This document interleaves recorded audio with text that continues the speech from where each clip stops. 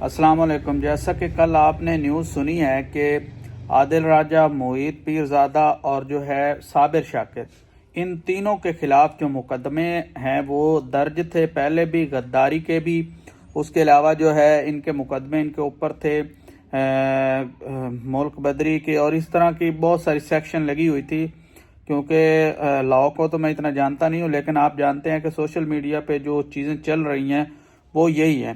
تو کل جو ہے عدالت نے، ہائی کورٹ نے 2 بار جو ہے سزائے عمر قید تینوں بندوں کو سنائی ہے، ایک بار بھی، دوسری بار بھی۔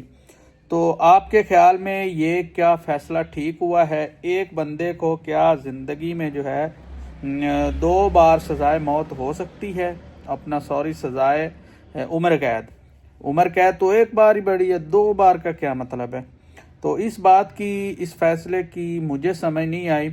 اگر آپ کو آئی ہے، آپ اس فیصلے پہ کوئی ریمارکس کرنا چاہتے ہیں تو کمنٹس باکس میں ضرور کریں کہ آج تک 97 کی ہماری پیدائش ہے اور آج کی ینگ جنریشن ہم ہیں، بہت سارے کیسز ہم نے دیکھے ہیں، بہت ساری سوشل میڈیا پہ کنٹروورسی چلی ہیں، کیسز چلے ہیں، لیکن اس طرح کا بہت سارے فیصلے بھی ہم نے سنے ہیں، غلط بھی سنے ہیں، ٹھیک بھی سنے ہیں، لیکن اس طرح کا جو فیصلہ آیا ہے کہ ایک ہی شخص کو ایک ہی عمر میں 2 بار عمر قید سنائی دی جائے، تو یہ تھوڑا سا مجھے سمجھ نہیں آیا۔ آپ اس کے بارے میں کیا اظہار رائے رکھتے ہیں ضرور بتائیں۔